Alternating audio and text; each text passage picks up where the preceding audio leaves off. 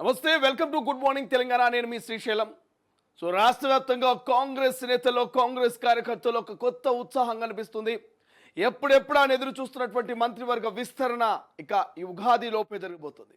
ఇవాళ రేపో మరి కొత్త మంత్రుల పేరు రాబోతుంది. రేవంత్ క్యాబినెట్లో నలుగురికి లేదా ఐదుగురికి ఛాన్స్ దక్కే అవకాశం ఉంది. మరి ఆ నలుగురు ఎవరు?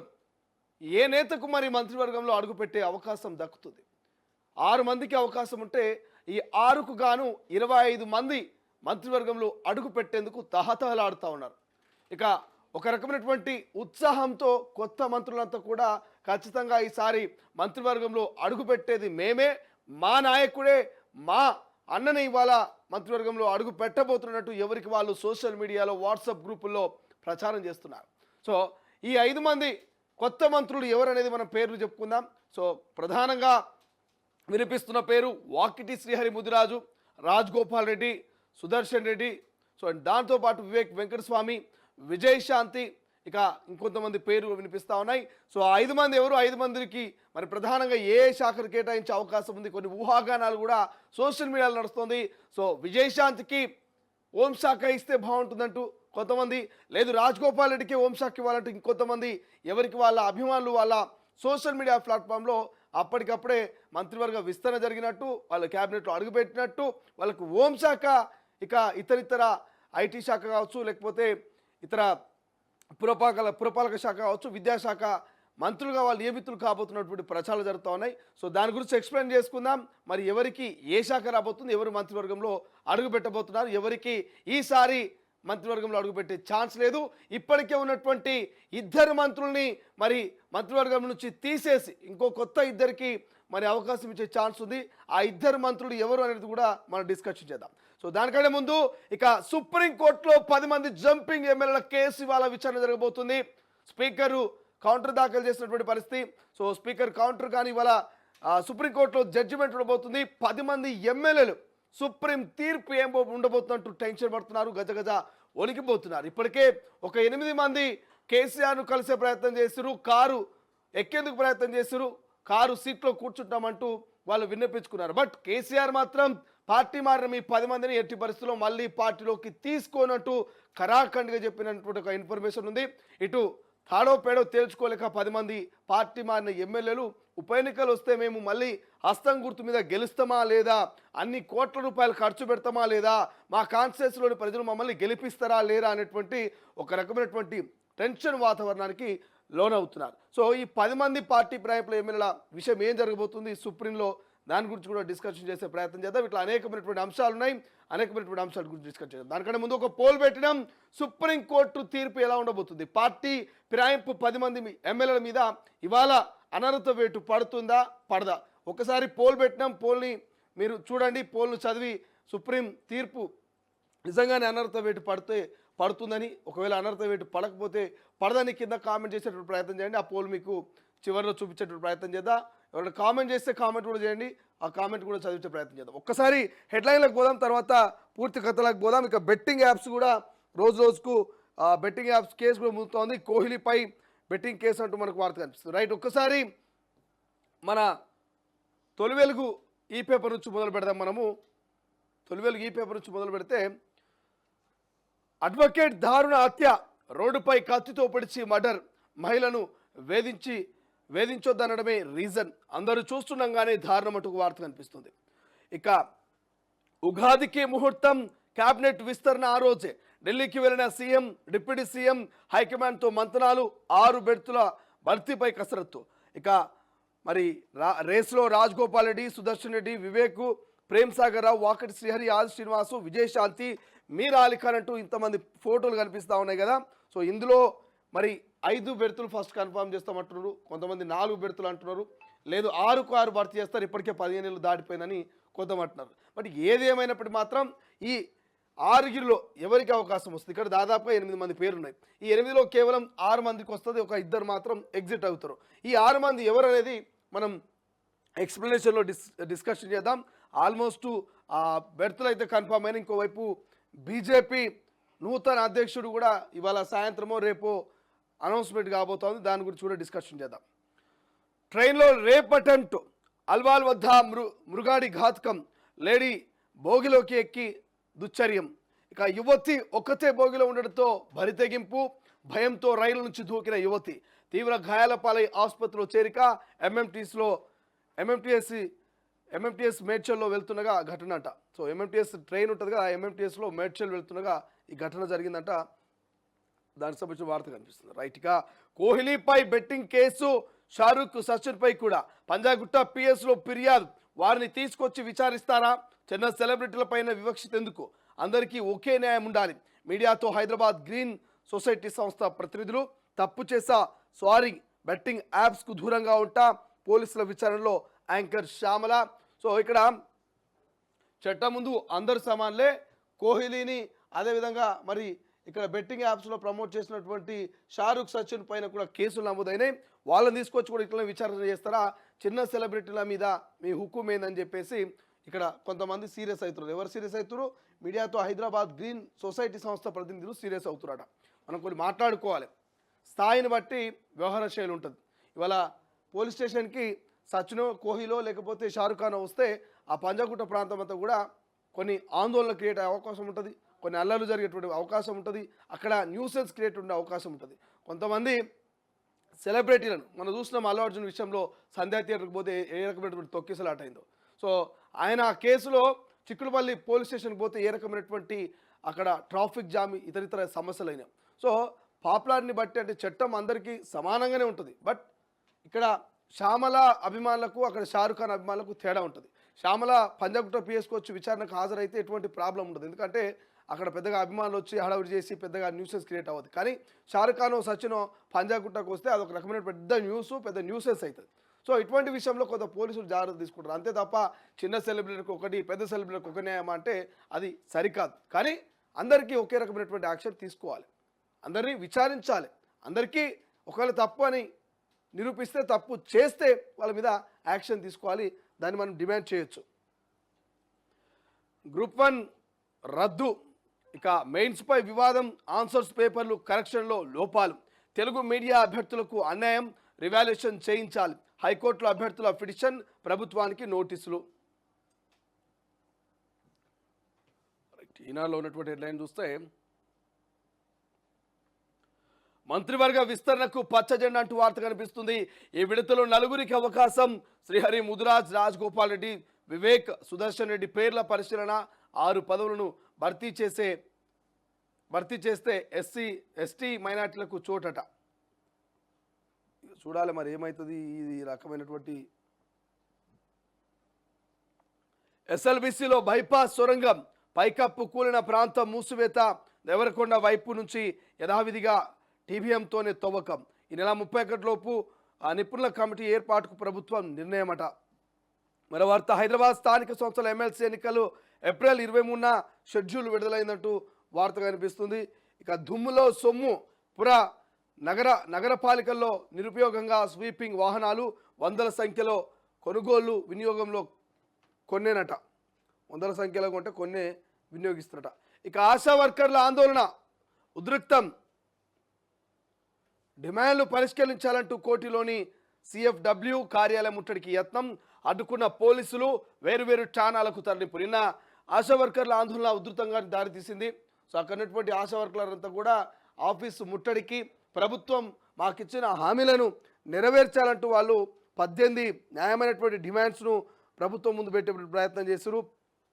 తమ 18 న్యాయమైన డిమాండ్లు పరిష్కరించాలంటూ తెలంగాణ రాష్ట్ర ఆశా వర్కర్ల యూనియన్ నిన్న కోర్టు దగ్గర భారీ ధర్నా చేస్తే అక్కడ పోలీసులు వచ్చి వాళ్ళందరినీ కూడా అరెస్ట్ చేస్తే అందులో ఒక మహిళా సొమ్మసిలి పడిపోయినటువంటిది పిక్చర్ మనకు ప్రధానంగా ఈనాడులో హైలైట్ కనిపిస్తుంది. ఇక ఆంధ్రజ్యోతిలో చూస్తే ఎంఎంటీఎస్లో అత్యాచార యత్నమంటూ వార్త కనిపిస్తుంది. ఒంటరి యువతిపై దుండగుడి దాష్టికం, భయంతో రైలు నుంచి దూకిన యువతి, గాంధీ ఆసుపత్రికి తరలించిన రైల్వే సిబ్బంది, బండి సంజయ్ చొరవతో యశోద ఆసుపత్రికి, పరారిలో నిందితుడు, అతడి ఫోటో గుర్తింపట. ఇక కొలువుల కష్టాలంటూ వార్త కనిపిస్తుంది. కళల చదువుకు కత్తెరంటూ ఇంకో వార్త కనిపిస్తుంది.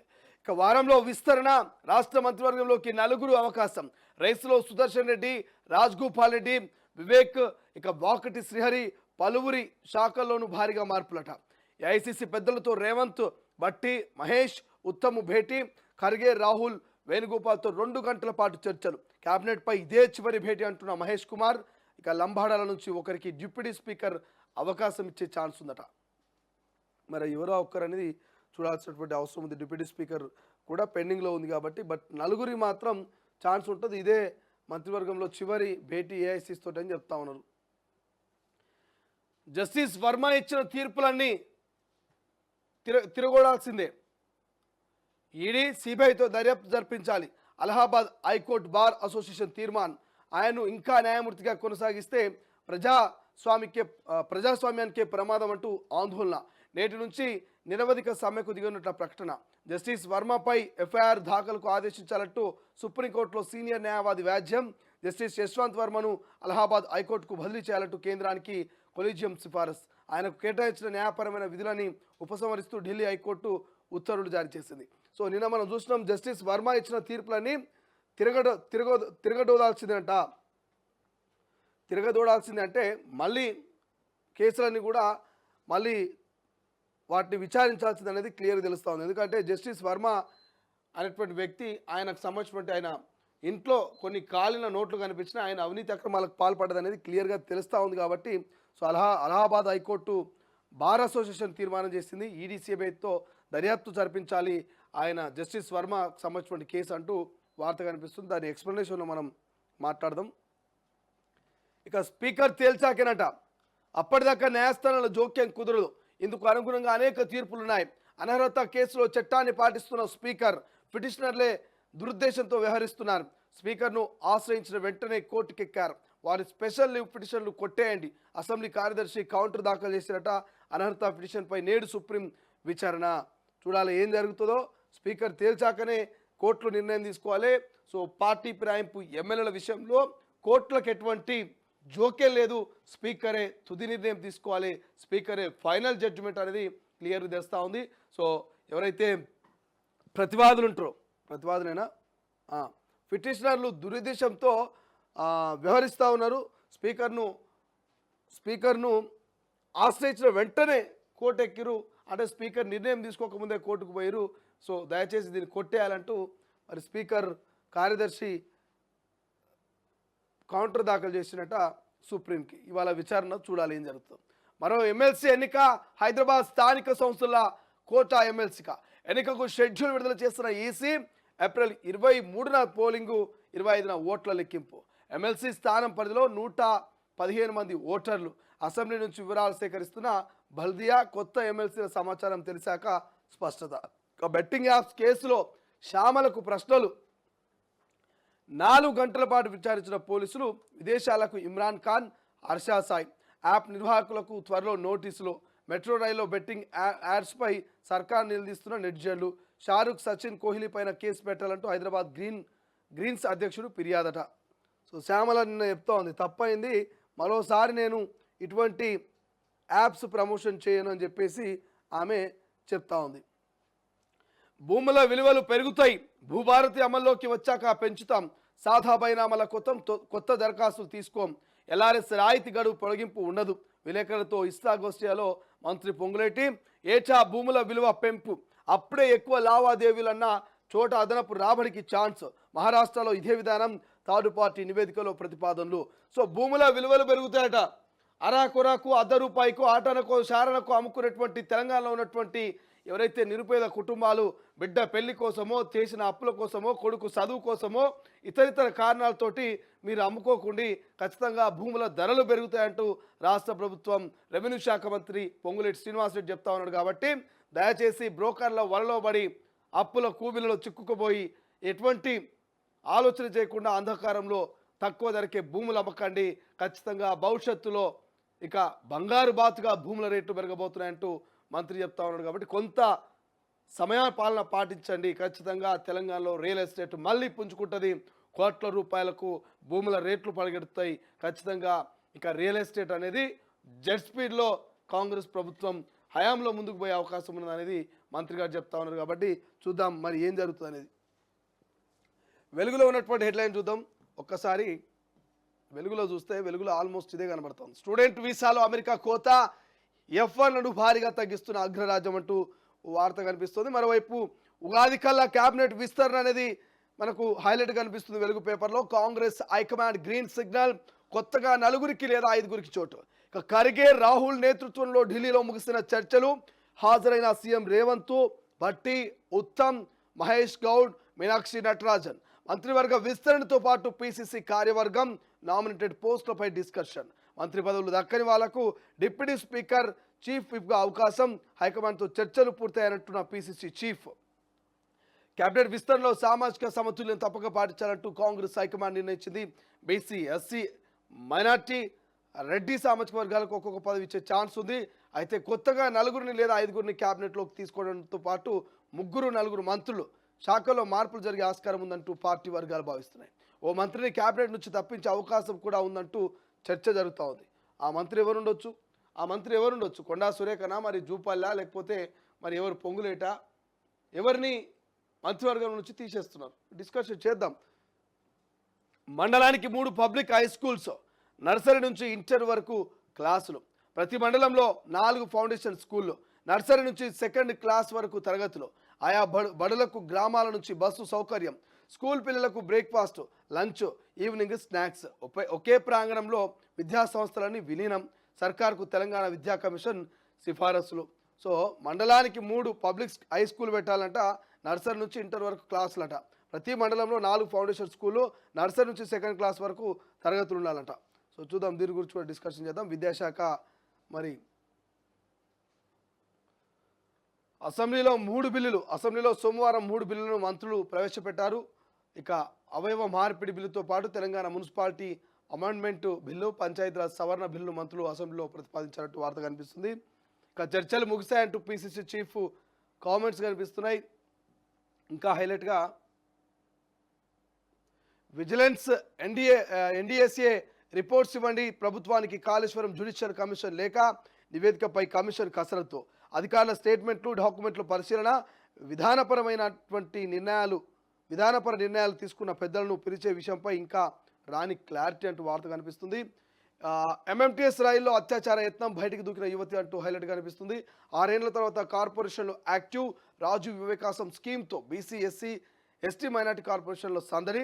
మిగతా కార్పొరేషన్ లోన్లు, మహిళలకు, యువతకు పథకాలు. గతంలో ఎలాంటి స్కీములు లేక ఆఫీసర్ల స్తంభత, ఖాళీ కూర్చొని వెళ్ళిన అధికారులు, ఉద్యోగులు అంటూ మనకు వార్త కనిపిస్తుంది. ఇక పోలీసుల పనితీరుపై ఫీడ్బ్యాక్. ప్రతి పోలీస్ స్టేషన్లో 5 QR కోడ్ స్టిక్కర్లు. ఇంగ్లీష్, తెలుగులో ప్రశ్నలు, సలహాలు, సూచనలు, ఫిర్యాదు. 3 నెలల్లో 8,000 మంది సిటిజన్ల నుంచి ఫీడ్బ్యాక్. 80% positive response, 20% negative. ఆ నెగిటివ్ 20% కూడా తగ్గిస్తే పోలీస్ వ్యవస్థ ఇంకా బాగుంటుందనేది మా ఒపీనియన్.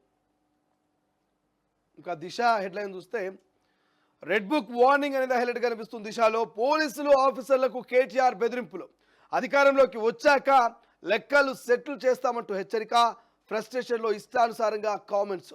ఆయన వైఖరిపై పోలీస్ అధికారిక వర్గాల్లో చర్చ. బీఆర్ఎస్ వర్కింగ్ ప్రెసిడెంట్ కామెంట్స్పై అసహనం. రోజుకు పెరుగుతున్న గులాబీ రెడ్ బుక్ బ్లాక్ మెయిల్ అంటూ కామెంట్స్ కనిపిస్తున్నాయి. నేను కేసీఆర్ అంతటి మంచోడిని కాదు, మళ్ళా బరాబర్ మన టైం వస్తుంది, పేర్లు రాసి పెట్టిండ్రి, వచ్చినాక ఒక్కొక్కరిని ఏం చేయాలనో అది చేద్దామంటూ కార్యకర్తలు కేటీఆర్ రెచ్చగొడుతున్నటువంటి వ్యాఖ్యల మీద పోలీసులు కొంత సీరియస్గా ఉన్నారు. ఇక చివరి దశకు క్యాబినెట్ విస్తరణట్టు మనకు అన్ని పత్రికల్లో కామన్గా కనిపిస్తుంది. రేవంత్ ఫ్లైట్ మోడ్ సీఎం అంట. Revanth flight mode CM. 40 సార్లు ఢిల్లీకి వెళ్ళి సాధించింది ఏమీ లేదు. మత ఘర్షణలపైన సమీక్షించని ముఖ్యమంత్రి. వక్ఫ్ బోర్డు చట్టం సవరణకు బీఆర్ఎస్ వ్యతిరేకం. బాన్సువాడలో దావత్, ఇఫ్తార్లో ఎమ్మెల్సీ కవిత. బాన్సువాడలో ఇఫ్తార్ విందులో ఎమ్మెల్సీ కవిత వార్త మనకు డైలెట్ కనిపిస్తుంది దిశలో. ఇక త్వరలో భూముల విలువలు పెంపట్టు. ఇంకా టీబీజేపీకి కొత్త చీఫ్. ఇప్పటికే కసరత్తు పూర్తి. ఎవరికి అవకాశం దక్కుతుందన్నటువంటి ఉత్కంఠ. నేడు లేదా రేపు ప్రకటించే ఛాన్స్. టీబీజేపీకి కొత్త అధ్యక్షుడు అన్నారు. ఇప్పటికే అధిష్టానం పేరును ఫైనల్ చేయగా నేడు లేదా రేపు అధికారికంగా ప్రకటించే అవకాశం ఉంది. అవకాశం ఎవరికి దక్కుతుందనే ఆశావహులో ఉత్కంఠ వాతావరణం నెలకొంది. చాలామంది పేర్లు వినిపిస్తూ ఉన్నాయి. 48 గంటల్లో భారత్కు శ్రవణ్ రావ్ రక్షణ కల్పిస్తే వస్తారన్న ఆయన తరపు అడ్వకేట్. బెయిల్ పిటిషన్పై సుప్రీంకోర్టులో విచారణ. కఠిన చర్యలు తీసుకోవద్దంటూ న్యాయస్థానం మధ్యంతర ఉత్తర్వులు. ప్రభాకర్ రావు బెయిల్ పిటిషన్పై విచారణ 2 వారాలు వాయిదా.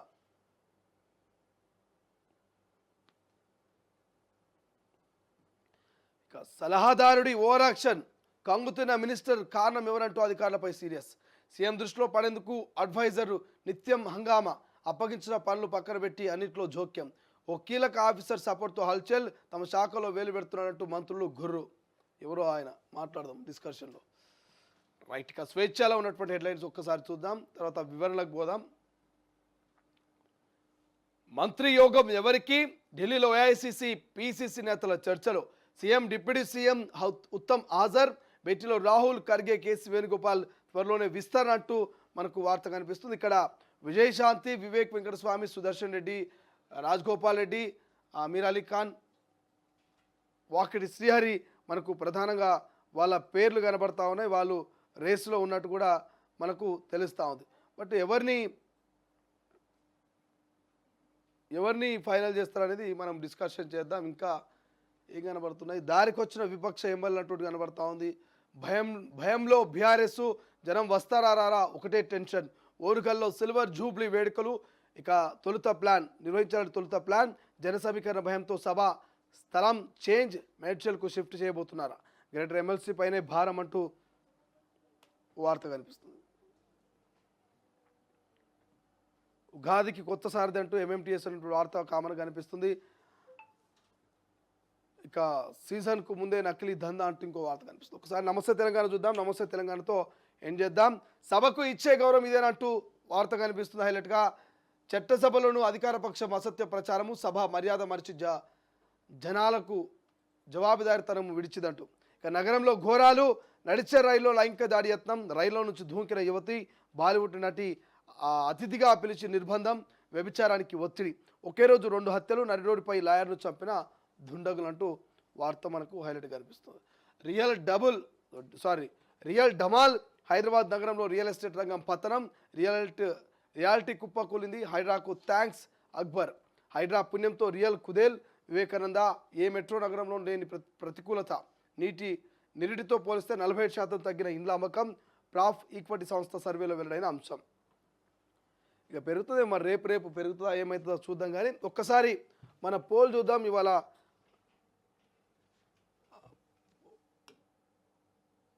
ఒక్కసారి మనం పోల్ పెట్టినాం కదా, సుప్రీంకోర్టులో ఈ 10 మంది ఎమ్మెల్యేల పైన అనర్హత వేటు పడుతుందా పడదా అనేది మనం పోల్ పెట్టినాం. ఒక్కసారి ఆ పోల్ని చూద్దాం. సో జంపింగ్ ఎమ్మెల్యేలపై సుప్రీంకోర్టు అనర్హత వేటు పడుతుందా పడదా అని మనం పోల్ పెట్టినాం. ఈ పోల్లో 328 మంది ఓటు వేస్తే అందులో 69%, అంటే almost 70%. So 69%, almost 70% of peoples అనర్హత వేటు పడుతుందంటూ కామెంట్ చేస్తున్నారు. 10 మంది పార్టీ ఫిరాయింపు ఎమ్మెల్యేలు ఎవరైతున్నారో ఈ 10 మంది ఎమ్మెల్యేల పైన ఖచ్చితంగా అనర్హత వేటు పడుతుందంటూ మరి ఆ తొలి వెలుగు సబ్స్క్రైబర్స్, తొలి వెలుగు ఎవరైతే వ్యూవర్స్ ఉన్నారో వీళ్ళంతా కూడా ఈ పోల్లో పార్టిసిపేట్ చేస్తారు. ఒక 30%, 30% పీపుల్స్ మాత్రం అనర్హత వేటు పడదని చెప్పేసి వాళ్ళు కామెంట్ చేస్తూ ఉన్నారు. సో అది ఓన్లీ 30%. బట్ 70% మాత్రం పోల్ ఖచ్చితంగా యాక్సెప్ట్ చేస్తూ ఉన్నారు. 328 మందిలో మరి 70% మంది మాత్రం అనర్హత వేటు పడుతుంది అంటున్నారు. సో ఇంకెవరైనా కామెంట్ చేస్తే కామెంట్ చేసేటువంటి ప్రయత్నం చేయండి. సో ఆ కామెంట్స్ని కూడా మనం దానికి రిప్లై ఇచ్చేటువంటి ప్రయత్నం చేద్దాం. సో డెఫినెట్లీ మరి తెలంగాణ ప్రజలు ఏమనుకుంటున్నారు, నిజంగానే ఈ పోల్కి సంబంధించి ఈ 10 మంది పార్టీ ఫిరాయింపు ఎమ్మెల్యేలకు పాల్పడడం సరైనటువంటి అంశమా కాదా, వీళ్ళు నిజంగానే ప్రజల యొక్క ఓట్లతో, ప్రజల యొక్క ఆశీస్సుతో గెలిచినటువంటి ఈ 10 మంది ఎమ్మెల్యేలు ఎవరైతున్నారో ఈ 10 మంది ఎమ్మెల్యేలకు సంబంధించి వాళ్ళు తీసుకున్నటువంటి డెసిషన్ కరెక్టా కాదా? సో ఒక్కసారి మీరు కింద కామెంట్ చేసేటువంటి ప్రయత్నం చేయండి. ఎందుకంటే సుప్రీంకోర్టులో ఇవాళ తీర్పు ఉన్నది. ఈ 10 మంది పార్టీ మారినటువంటి 10 మంది భవిష్యత్తు ఇవాళ తేలబోతూ ఉంది. మరి ఈ 10 మంది మళ్ళీ ఉప ఎన్నికలకు పోతా ఉన్నారా, లేకపోతే మరి సేఫ్గా కాంగ్రెస్ పార్టీలోనో లేకపోతే ఇతర పార్టీలోనో వీళ్ళు ఉండబోతున్నారు? కింద మీరు కామెంట్ చేసేటువంటి ప్రయత్నం చేయండి. 1, మంత్రివర్గ విస్తరణలో మీ ఒపీనియన్ గురించి తెలియజేయండి. 2, జంపింగ్ ఎమ్మెల్యేల గురించి మీ ఒపీనియన్ తెలియజేయండి. 3, రాష్ట్ర వ్యాప్తంగా కొన్ని అత్యాచారాలు, కొన్ని హత్యలు జరుగుతూ ఉన్నాయి. దీని మీద కూడా మీ ఒపీనియన్ తెలియజేసే ప్రయత్నం చేయండి తెలంగాణ ప్రజలారా. ఇవాళ తెలంగాణ ప్రజలకు నిజంగా కాంగ్రెస్ ప్రభుత్వం వచ్చిన తర్వాత ఈ 15 నెలల రక్షణ పరంగా, సేఫ్టీ పరంగా, సెక్యూరిటీ పరంగా నిజంగానే మరి మీకు ఒక రకమైనటువంటి జెన్యూనిటీ కనిపిస్తుందా? మీకు ఒక రకమైనటువంటి బలం, మీకు ఒక రకమైనటువంటి రక్షణ మీకు అనిపిస్తుందా? సెక్యూరిటీ అనిపిస్తుందా? ఒకసారి కామెంట్ చేయండి. నిన్న మనం ఒక అడ్వకేట్ని నడి రోడ్డు మీద పొడిచి చంపిన సంఘటన చూసినాం. మెట్రో అది ఏదో ఎంఎంటీఎస్ ట్రైన్లో వాళ్ళని ఒక అమ్మాయిని అత్యాచారం పోయినటువంటి ఆ పరిస్థితి నిన్న చూసినాం. ఈ 2 అంశాలు చూస్తున్నాక కూడా మీకు ఏమనిపిస్తుంది? సెక్యూరిటీ, సేఫ్టీ పరంగా నిజంగానే హైదరాబాద్లో కావచ్చు, తెలంగాణ వ్యాప్తంగా కాంగ్రెస్ ప్రభుత్వం వచ్చినాక ఏమైనా మెరుగుపడిందా అనేది మీరు కింద కామెంట్ చేసేటువంటి ప్రయత్నం చేయండి. నేను ఈ కామెంట్స్ కూడా ఖచ్చితంగా చదివి వినిపించే ప్రయత్నం చేస్తా. మంత్రివర్గ విస్తరణలో కూడా మరి ఎవరికి అవకాశం రాబోతుంది, ఎవరు హోంశాఖ మంత్రిగా ఉంటే బాగుంటుంది, ఎవరు పురపాలక శాఖ మంత్రిగా ఉంటే బాగుంటుంది, ఎవరు విద్యాశాఖ మంత్రిగా ఉంటే బాగుంటుంది, ఇవి కూడా కామెంట్ చేయండి. ఒక 5-6 పేర్లు ప్రధానంగా వినిపిస్తున్నాయి. విజయశాంతి, రాజగోపాల్ రెడ్డి, సుదర్శన్ రెడ్డి, వాకిడి శ్రీహరి, వీళ్ళ పేర్లు ప్రధానంగా వినిపిస్తున్నాయి. కాబట్టి వీళ్ళల్లో ఈ కొత్త మంత్రుల్లో ఎవరికి విద్యాశాఖ నప్పజెప్తే అభివృద్ధి దిశగా విద్యాశాఖ పోతుంది, ఎవరికి హోంశాఖ అప్పచెప్తే మరి అభివృద్ధి దిశగా పోతుంది, ఇట్లా మీరు కామెంట్ చేసేటువంటి ప్రయత్నం చేయండి. మనం డిస్కషన్ చేద్దాం. డెఫినెట్లీ మనం ఒకసారి దీనికి సంబంధించి డిస్కషన్ చేద్దాం ఖచ్చితంగా మంత్రివర్గ విస్తరణకు సంబంధించి. ప్రపంచంలో ఏ మూల ఏ క్షణం ఏం జరుగుతుందో వేగంగా తెలుసుకోవడానికి తొలి వెలుగు వాట్సాప్ ఛానల్ని ఫాలో చేయండి.